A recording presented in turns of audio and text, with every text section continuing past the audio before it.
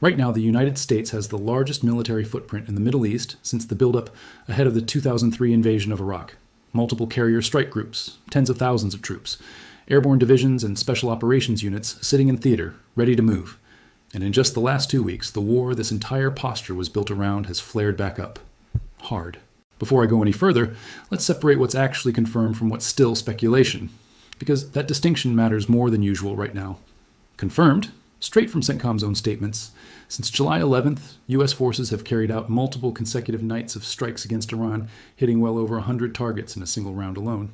Confirmed from the Pentagon's own casualty tracking. Since this war began in February, 18 to 20 American service members have been killed in action, with hundreds more wounded. Confirmed from Secretary of State Marco Rubio directly, the ceasefire agreement that briefly paused this war in June is, in his words, effectively dead. What's not confirmed is exactly how far this goes from here, and I'm not going to pretend anyone outside a small circle in Washington and Tehran actually knows that, but everything that is confirmed is already serious enough to walk through properly, so let's do that. To understand why this buildup exists at all, you have to go back to where this war started. This traces to late February of this year, when the United States and Israel launched a joint military campaign against Iran, codenamed Operation Epic Fury. That opening campaign hit Iran's senior leadership, its nuclear infrastructure, and its military command structure directly, and by multiple accounts, it resulted in the death of Iran's supreme leader in the operation's very first days. Sit with that for a second, because it's not a minor footnote. Losing the head of the regime triggered a real succession scramble inside the Iranian government at the exact moment it needed to project strength. Iran has spent the months since trying to stabilize its own leadership while continuing to fight a war on multiple fronts, and that combination, a wounded government with something to prove, is a big part of why this conflict keeps reigniting instead of winding down. A ceasefire memorandum was eventually signed in June, brokered with Omani mediation, and for a few weeks, the region actually went quiet. That quiet didn't hold. By early July, both Washington and Tehran were publicly accusing each other of violating the terms of that agreement. Iran resumed targeting commercial shipping in the Strait of Hormuz, the narrow waterway that roughly a fifth of the world's oil supply passes through every single day. On July 11th, Iran's Revolutionary Guard was accused of attacking a Cyprus-flagged container ship attempting to cross the strait. Iran's response was to declare the strait effectively closed to what it calls unauthorized routes, meaning any vessel that doesn't coordinate its passage directly with Iran's military.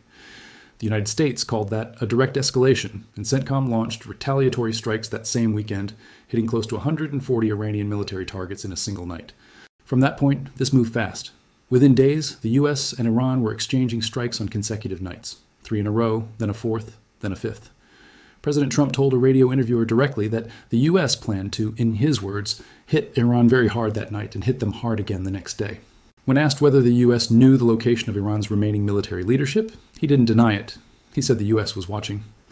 Rubio has since confirmed publicly that Iran effectively killed the ceasefire memorandum by continuing to attack ships in the strait even after agreeing to keep it open. Iran's official position, stated by its Revolutionary Guard, is that any vessel using what it calls an unauthorized route is now a legitimate military target. That single disagreement, what counts as a legitimate route through one stretch of water, is the actual center of the standoff driving all of this. Now here's where the anchor point of this whole story sits, and it's worth focusing on one specific place, rather than trying to hold the entire war in your head at once: Kharg Island. It's a small island off Iran's southern coast, and it processes the overwhelming majority of Iran's crude oil exports. It is, in the most literal sense, the financial engine of the Iranian government, the revenue that funds its military, including the forces currently fighting this war. In just the past week, the U.S. disabled an Iranian oil tanker that was sailing toward Kharg Island as part of a renewed naval blockade of Iranian ports. That's not a random target of opportunity. Squeezing Kharg Island is a direct pressure point on Tehran's ability to keep funding this fight, and it tells you something about where the American strategy is actually aimed, not just punishing Iran militarily, but starving the war economy behind it. Let's talk about who else is getting pulled into this, because this war is not staying contained to just the U.S. and Iran, and that regional spread is accelerating. On July 17th, Iran struck Muwafaq Salti Air Base in Jordan, and American service members were killed in that attack. Several of the confirmed U.S. deaths this month trace directly back to that single strike. Just this past week, Iran's Revolutionary Guard hit a base in Kuwait and struck near a U.S. Navy facility in Bahrain, described as retaliation for the ongoing American strikes. The UAE has had its own commercial tankers hit inside the strait, with foreign crew members killed and injured aboard vessels that had nothing to do with either government's war. None of these countries, Jordan, Kuwait, Bahrain, the UAE, are primary combatants here. They're absorbing strikes because they host American forces or sit along the shipping lanes at the center of the fight. That is exactly the kind of exposure that widens the longer a conflict like this drags on, and it's already widening in real time. Now, let's get into the actual hardware, because this is the part that earns the comparison to 2003. On the naval side, the U.S. has multiple carrier strike groups operating in the same theater simultaneously, including the USS Gerald R. Ford, the newest and largest carrier in the entire U.S. Navy, alongside the USS Abraham Lincoln. Having both of those carriers in theater together is a meaningfully bigger posture than what was used during last summer's shorter, more contained round of strikes on Iran's nuclear infrastructure. Here's what that actually means in practical terms. A single carrier strike group isn't just the carrier itself. It's the full air wing of fighters and support aircraft, a screen of guided missile destroyers and cruisers providing air defense and additional strike capability, and typically at least one submarine operating in support. Put 2 or 3 of those groups in the same waters at the same time, and you're not just doubling the firepower. You're layering overlapping air defense and strike capability that's built to sustain a long campaign, not execute a quick strike and pull back. On the ground and special operations side, the force package reportedly includes airborne divisions built specifically for rapid deployment, Marine expeditionary units that can put Marines ashore directly from the sea without needing a land base inside a partner country, and some of the most specialized units in the American military. The kind normally reserved for high-value, high-risk operations rather than routine deployment. Here's my honest read on why that combination matters. Airstrikes alone don't require fast deployment ground divisions and special operations aviation sitting in the same theater. When you see that mix stacked alongside multiple carrier strike groups, it tells you the planning behind this isn't just about another round of airstrikes.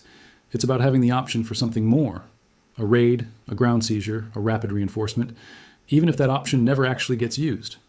Retired officials who've commanded forces in this exact region have made a similar point publicly. Building this kind of capability is as much about deterrence and negotiating leverage as it is a concrete operational plan. You don't assemble something at this scale as pure theater, but that doesn't mean every piece of it gets used either. And that unused option is exactly what's being talked about openly right now at the highest levels. With the Strait of Hormuz standoff dragging on and the ceasefire effectively dead by Washington's own account, President Trump has publicly threatened to go further, striking Iran's power stations and bridges directly if the strait doesn't reopen. That would be a real escalation in the category of targets being hit, moving from military infrastructure toward the kind of civilian-adjacent infrastructure that tends to widen a war rather than end it faster. Whether that threat gets carried out is still an open question, but the fact that it's being said publicly, on the record, by a sitting president in the middle of an active war tells you the threshold for what's considered on the table keeps moving. Let's talk about the economic side of this, because it's not staying contained to the region either, and this is the part that tends to get underweighted in casual coverage. Oil prices have already spiked hard as a direct result of the shipping disruption in the Strait. Brent crude jumped to its highest settlement level in weeks the moment the naval blockade was reimposed in mid-July, and traders are watching every single strike for signs of how long this disruption actually lasts. When roughly a fifth of the world's oil supply routes through a waterway that's actively being fought over, that's not just a regional headline. That shows up at gas pumps on the other side of the planet, and it's a big part of why this war is being tracked so closely well outside the Middle East itself. The economic exposure here is genuinely global, even though the strikes are regional. Here's the historical parallel worth sitting with, because I think it's the single most useful piece of context for understanding the stakes. The last time the United States assembled a force posture on this scale in this exact region was ahead of the 2003 invasion of Iraq.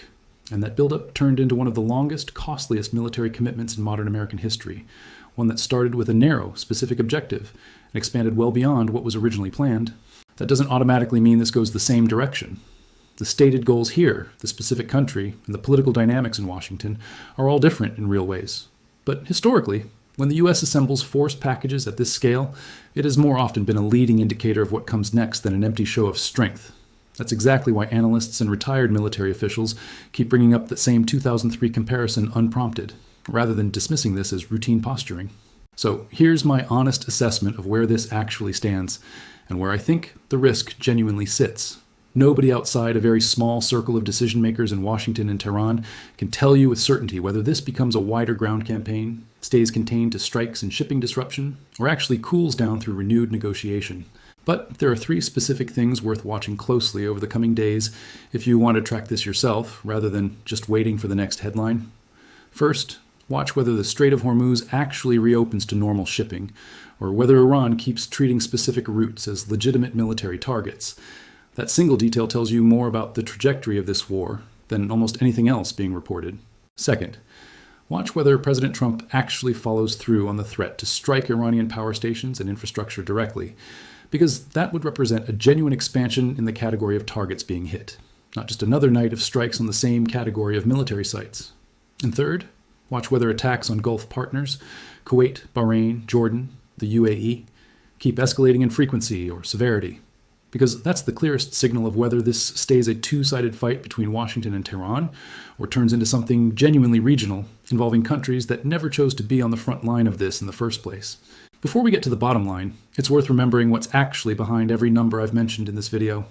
18 to 20 confirmed American deaths, hundreds more wounded, thousands of casualties across all sides combined since this war began in February.